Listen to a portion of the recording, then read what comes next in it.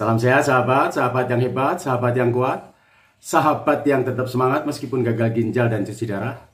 Sahabat-sahabat yang dikasihi oleh Tuhan, kita sepakat dan tetap bermufakat untuk menjalani pola hidup sehat. Sebab itulah wujud rasa syukur kita kepada Tuhan yang memberi kita kehidupan yang kedua dengan cuci darah untuk melakukan semua kebaikan. Semangat sehat!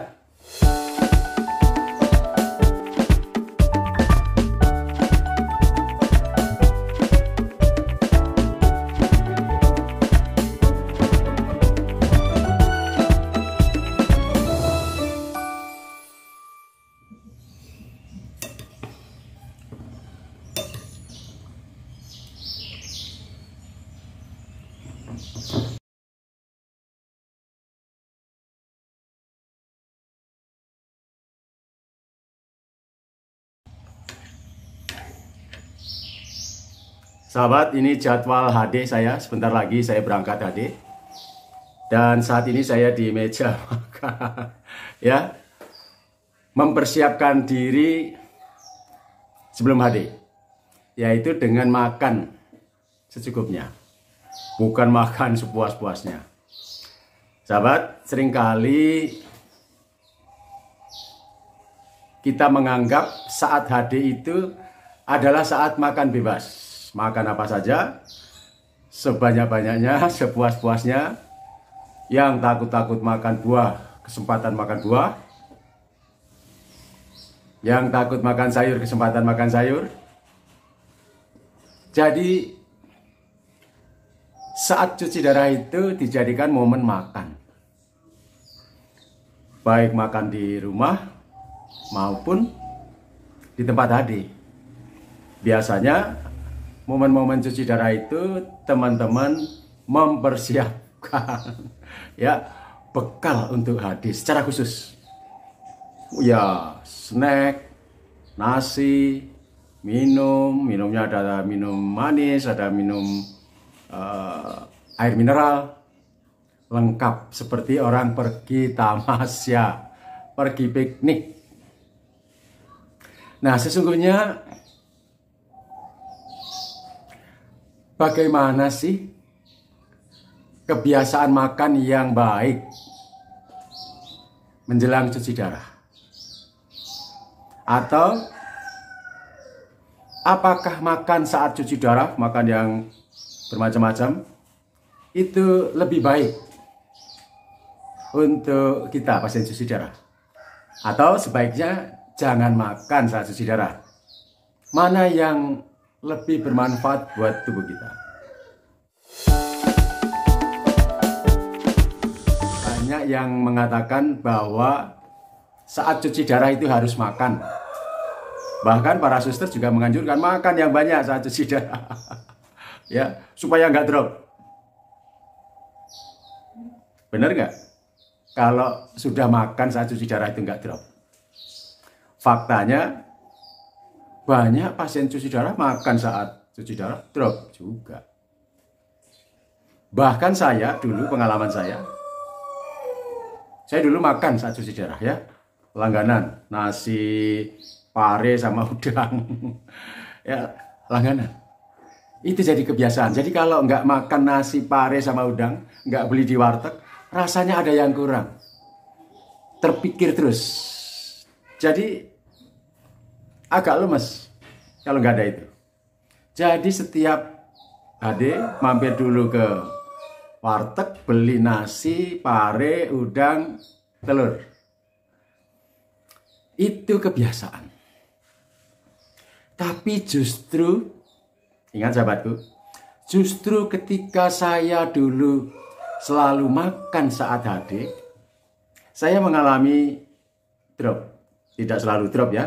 Tapi saat-saat saya drop itu dulu, yaitu saat saya masih suka makan saat HD. Setelah bertahun-tahun ini tidak pernah makan saat HD, nggak pernah drop. Tidak pernah drop sama sekali. Nggak pernah oleng, tidak pernah lemes setelah HD. Beda dengan dulu ketika masih makan. Jadi kesimpulan saya, makan saat HD itu sesungguhnya kurang menguntungkan. Meskipun bukan di beberapa ya, ada unit HD yang malah membagikan makan nasi kotak kepada pasiennya. Padahal itu tidak menguntungkan untuk pasien HD. Di grup-grup, teman-teman yang kalau HD selalu berdoa semoga lancar, lalu pulang HD mengunggah status oleng, gak selesai, itu biasanya bekalnya banyak, bermacam-macam, minumnya juga bermacam-macam. Oleng. Saya perhatikan, teman-teman yang tidak makan saat HD justru stabil. Kenapa? Kenapa tidak makan saat HD justru umumnya stabil?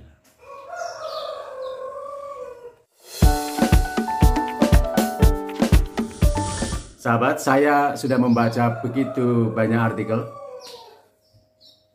jurnal-jurnal medis di internet ya. Hasil studi intervensi yang dipublikasikan. Studi intervensi itu menguji cobakan kepada pasien, memperlakukan pasien HD diberi makan dan tidak diberi makan. Mana yang lebih stabil? Dikatakan di berbagai jurnal ilmiah itu, pasien HD yang makan saat HD justru mengalami potensi yang lebih besar untuk drop. Oleng. Tidak stabil, tidak nyaman HD-nya. Dan pasien-pasien yang tidak makan saat HD, itu justru stabil. Mereka makan sebelum HD, beberapa jam sebelum HD. Justru stabil saat HD. Mengapa orang yang makan saat HD itu justru tidak stabil, justru berpeluang drop, berpeluang guling-guling, berpeluang tidak selesai HD-nya? Karena saat makan itu tubuh kita membutuhkan konsentrasi oksigen ya di sistem pencernaan dari mulut ke lambung kita. Karena sistem pencernaan membutuhkan oksigen yang cukup, maka sirkulasi darah juga terpecah, ya, terkonsentrasi juga ke sistem pencernaan. Ini yang menyebabkan terjadi ketidakstabilan, tidak seimbang, lalu berpeluang drop, guling-guling, tidak nyaman saat HD. Nyamannya itu hanya di mulut dan di pikiran kita, ya. Jadi setelah ditusuk, setelah beres semua, pikiran kita langsung tertuju ke bekal yang bermacam-macam itu. Ada teh manis, ada air mineral, ada cemilan, ada kletik-kletikan, ada nasi, berbagai macam lauk. Konsentrasinya ke situ. Itu cuma enak di mulut dan di pikiran kita. Tetapi di dalam tubuh kita pada saat kita hadir sesungguhnya menurut berbagai survei yang diunggah dalam jurnal-jurnal kesehatan itu tidak menguntungkan. Bahkan dilarang. Seyogianya HD tidak perlu makan.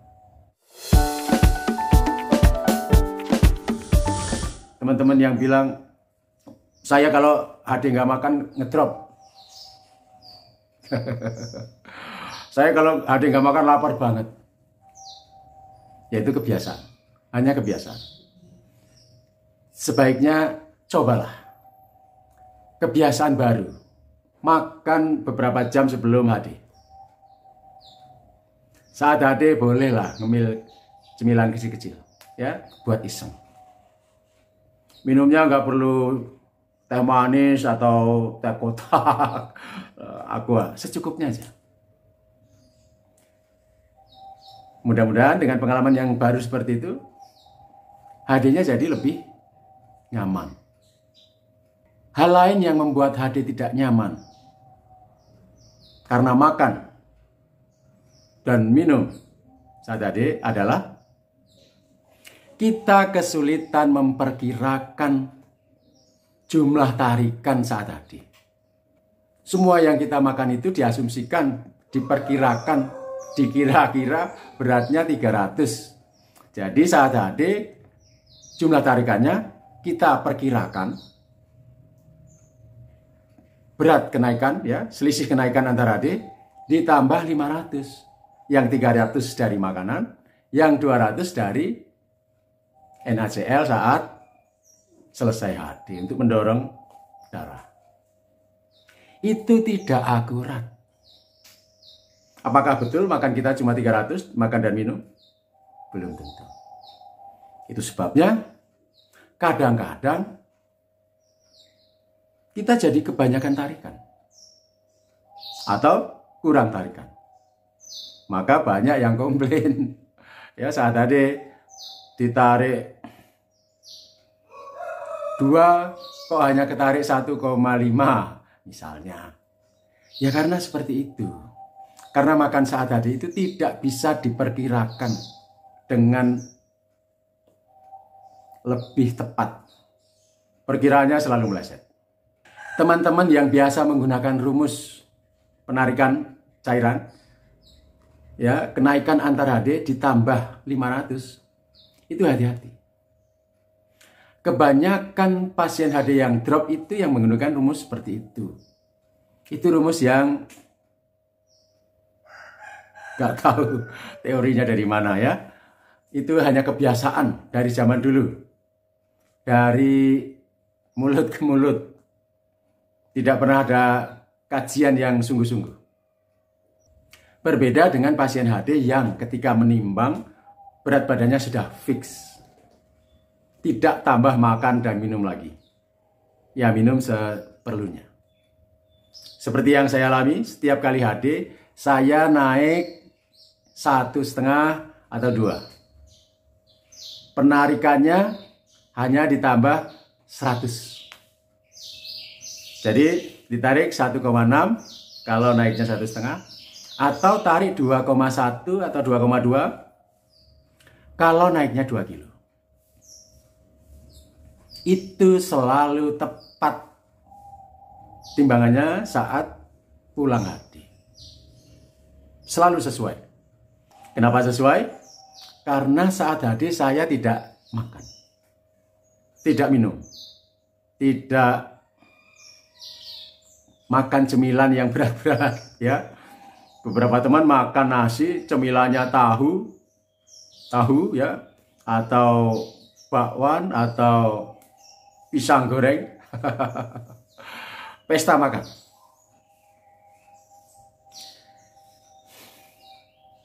Alasannya supaya saat HD nggak drop. Padahal teman-teman yang melakukan cara-cara seperti itu justru sering drop, sering oleng, ya, sering tidak sukses HD-nya. Jadi sahabatku, makan saat HD itu sesungguhnya hanya kebiasaan, kelegaan hati, ya rutinitas, hal yang terus-menerus dilakukan. Kalau tidak dilakukan seolah ada yang kurang. Setelah selesai ditusuk, kebiasaannya membongkar makanan, duduk makan. Lalu setelah itu tidur. Itu membuat HD kita berpeluang drop, lemah, ya, bahkan banyak pasien yang justru tidak selesai HD-nya. Tensinya drop.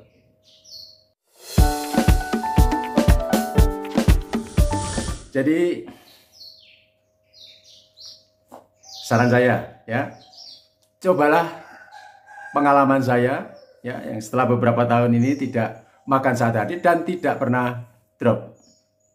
Memang tensi saya sering drop, ya, basicnya memang rendah karena itu masalah di jantung saya, ya. Saya mengalami kardiomegali, mengalami jantung koroner dan katupnya bermasalah, itu bermasalah terhadap tensi secara langsung. Tetapi bukan karena gangguan akibat makan saat tadi. Sahabat, saya sarapan dulu. Pagi ini sarapan saya bubur, ya, bubur Jawa. Beberapa hari saya sedang senang bubur Jawa. Ini cukup untuk modal saya nanti HD. Tidak banyak ya, enggak karena mau HD lalu makan sebanyak-banyaknya. Bukan seperti itu. Tetap normal ya, terukur meski ditambah sedikit. Lauknya nanti menggunakan sayur krecek, itu khas Jogja. Saya makan dulu, lalu persiapan berangkat HD. Nanti saat HD saya hanya modal gula pasir, permen, dan minum putih. Ya, air mineral. Minum secukupnya jika haus. Semangat sahabatku, tetap HD Smart.